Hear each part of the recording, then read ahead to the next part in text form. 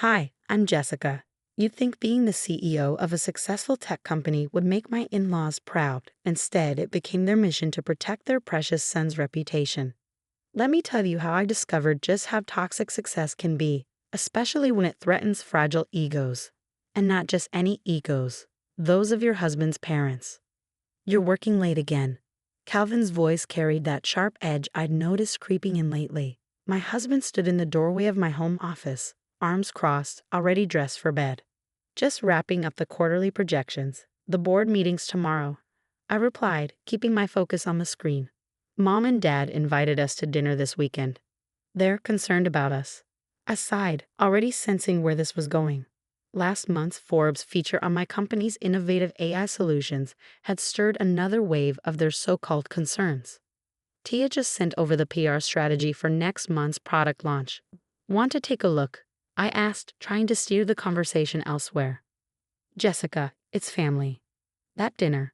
I should have known it would mark the beginning of everything unraveling and coming back together in ways I never expected. Your success is admirable, my mother-in-law Margaret said as she delicately sliced her steak. Her tone dripped with the kind of politeness that only served to mask disdain. But surely, now that the company's stable, you might consider a position better suited to. To what, Margaret? She barely concealed her smirk. Family life, dear. Calvin needs a wife, not a business partner. I felt Calvin stiffen beside me, but as always, he said nothing. Standing up to his parents had never been his strength. Thank goodness for Aaron. My best friend since law school had warned me about Margaret's latest moves. Over coffee that morning, she'd said, "They're consulting corporate lawyers, Jessica. They're looking for ways to push you out, something about traditional family values." I brushed it off, naive enough to think Calvin would never allow it. "Are you sure about that?" Erin had asked, her voice heavy with skepticism. Now, as I sat through dinner, her warning echoed in my mind. My phone buzzed under the table. "Tia, board member chatter. Your in-laws are making moves. Call me ASAP." Margaret's satisfied expression told me she thought she had all the power. Her country club connections and old money influence might make her formidable, but she had no idea who she was up against. "More wine, dear?" Margaret's syrupy voice was laced with venom. "No thanks, I have an early meeting." I stood pushing my chair back with deliberate calm. "Calvin, are you coming?"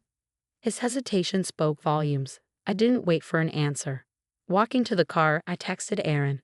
"You were right, time to play hardball." Her reply came instantly, already on it. "Bring evidence tomorrow." The whispers had started small, concerned glances at charity galas, subtle remarks about work-life balance. But now it was escalating. They're systematically contacting every major stakeholder.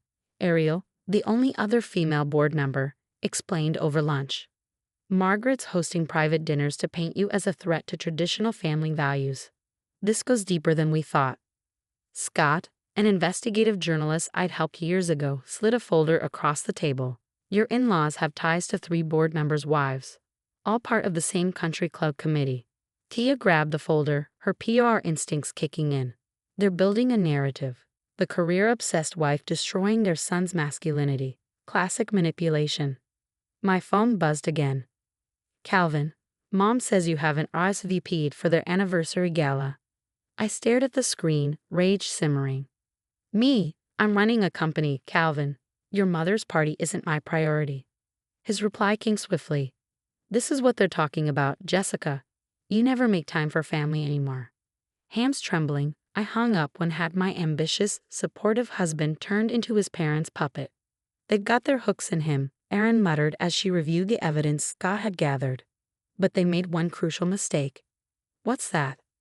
"They put everything in writing. Emails, texts, meeting minutes from their precious country club. They were so confident, they got sloppy." That evening, I found Calvin in his study, looking troubled. "The company's stock dropped 2 points today," he said, his tone uneasy. "Rumors are spreading, and maybe they have a point." I froze. "What does that mean?" "Victoria. Dad says a wife should," he faltered. "Should what?" I snapped. "Know her place?" His silence felt like a slap. "Tell me, Calvin, did you marry me because you wanted a trophy or because you loved who I am?" He didn't answer. My phone lit up with a message from Ariel. Emergency board meeting called for next week. They're making their move. I forwarded it to Erin, adding, time for plan B. Her reply came instantly, already in motion. Meet tomorrow at 7. Bringing Scott and the evidence. Later that night, lying awake in bed, I heard Calvin on the phone in the hallway. Yes, mother, I understand. No, she doesn't suspect anything. I shut my eyes, remembering our wedding day and the vows he'd made to stand by me through everything. Now he was standing with them, plotting my downfall. They wanted a war. They'd learned the hard way that taking down a CEO required more than country club gossip and a spineless husband. The next morning, Scott spread a stack of photos across my office table. Every so-called protest outside your office, paid actors, he explained. Here are the invoices. Margaret's assistant accidentally sent them to her personal email instead of her burner account. Tia whistled. Amateur hour. I've got social media evidence too. Every viral post about toxic female CEOs destroying families, all traced back to accounts tied to Margaret's social circle. Erin leaned forward, holding up her tablet. And here's the real smoking gun. Remember the harassment complaint from last month? Margaret wrote it herself. She used her country club friend's daughter's name without permission.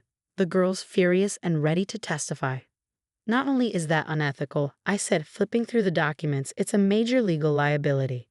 It gets better, Scott added, sliding another folder forward. They hired private investigators to follow you. Pay for with your brother-in-law's company credit card. Not very subtle. Before I could respond, the door burst open. Calvin stood there, red-faced. You're investigating my mother? No, I said evenly. I'm investigating the people trying to destroy my company. The fact that your mother's behind it is her choice, not mine. She's just trying to protect our marriage. By committing fraud? By paying protesters? That's not protection. Calvin, that's persecution. Your mother hired people to stalk me. You're twisting everything, he shouted. Mom says. Mom says? I interrupted. When did you stop thinking for yourself, Calvin? When did her opinion become more important than our marriage? The silence between us felt like glass about to shatter. I can't do this anymore, he said, his voice cracking. They're right, this isn't what I signed up for. A wife should support her husband, not overshadow him. I stared at him, my voice calm but steely. If you think my ambition is overshadowing you, Calvin, that's your problem, not mine. Ariel appeared in the doorway. Emergency board meeting's been moved up to tomorrow morning, she announced, and 3 more board members want to meet privately beforehand. Perfect timing, I said, standing. Calvin, since you're so concerned about supporting spouses, you should know your mother's little campaign has an interesting side effect. Turns out, your brother's investment firm is losing major clients. They don't appreciate learning their money manager's family orchestrates smear campaigns. 2 clients have already withdrawn their portfolios. What are you saying? What have you done? He asked, his voice shaking. I didn't do anything. Your parents destroyed their own reputations. Funny how that works. He stormed out, slamming the door behind him. The next morning, the boardroom was silent as I placed evidence folders in front of each member. Margaret sat at the far end, her usual smug smile cracking under the pressure. My father-in-law gripped his armrest, his knuckles white. Calvin hadn't shown up, likely hiding at his parents' house. Before we discuss my supposed family values problem, I began, let's review some interesting financial transactions. Scott connected his laptop to the projector. Public protests require permits. These didn't have any because they were staged. Here are the invoices, traced directly to accounts managed by Margaret Winchester. Margaret's composure faltered. Those documents are fabricated, she said stiffly. Like that harassment complaint you fabricated? Erin cut in, sliding forward a notarized statement. Miss Sarah Chen would like to know why you used her name without permission. She's particularly interested in pursuing legal action, Ariel said, her voice cutting through the tense silence. Charles shot to his feet, his face flushed. This is absurd. We were protecting our son. By committing fraud? Ariel countered, her tone sharp. And by manipulating stock prices through deliberate disinformation. I imagine the SEC will be very interested in that part. Tia stepped forward, sliding a folder across the table. Here's the data from the social media campaigns. Paid trolls, fake accounts, all traced back to your country club circle. Did you know impersonation for the purpose of market manipulation is a federal crime? You're destroying our family? Margaret shrieked. No, I replied, meeting her glare. You did that when you decided your son's imaginary humiliation was worth sabotaging my career. I leaned forward. Speaking of destruction, how's Thomas's investment firm doing? The mention of their other son's company made both in-laws pale. 3 major clients withdrew their portfolios this morning. I continued, my voice calm but pointed. Apparently they don't trust financial advisors whose families engage in corporate sabotage. Funny how reputation works, isn't it? Charles's voice quivered as he asked, "What do you want?" "Your resignations from all advisory boards," I replied without hesitation. "Public apologies, and a notarized agreement to stay out of my business and my marriage. And if we refuse—" Scott leaned back, a sly smile on his face. "Then my expose runs tomorrow. Fraud, market manipulation, harassment, complete with evidence. Your choice." The tension in the room was palpable when the door opened and Calvin walked in, looking exhausted. "It's true," he said quietly, his voice heavy. "All of it. I found Mom's burner phone, saw all the messages." "Calvin, dear," Margaret began, her voice softening. "We did it for you." "No," he snapped, cutting her off. "You did it for your reputation. You've always cared more about appearances than happiness." He turned to me, his eyes filled with regret. "Jessica, I'm sorry. I should have stood up to them years ago." I shook my head, my voice calm but resolute. "A bit late for that." I reached into my bag and pulled out a folder. "The divorce papers are with my lawyer. Your mother finally got her wish. No daughter-in-law to overshadow her precious son." "Jessica, please." I ignored him and addressed the board. "You have the evidence. I trust you'll make the right decision regarding the Winchesters' involvement with this company." I turned and walked out, my head high, as chaos erupted behind me. My phone buzzed as I exited the building. Messages from my team. Aaron, SEC filing ready. Tia, press release drafted. Scott, board votes unanimous. They're out. Ariel, social response overwhelmingly positive. That night, I sat in my office, gazing out at the city lights. My company was safe. The truth was out. The in-laws' reputation was in tatters. And somewhere across town, Calvin was finally learning that actions have consequences. Sometimes the best revenge isn't just success. It's ensuring everyone knows why they failed. A deeper conversation. This story explores a difficult question. In a marriage, where should your primary loyalty lie? With your spouse or your parents? Jessica's situation reveals a harsh reality many face. Choosing between personal success and a marriage strained by toxic in-laws.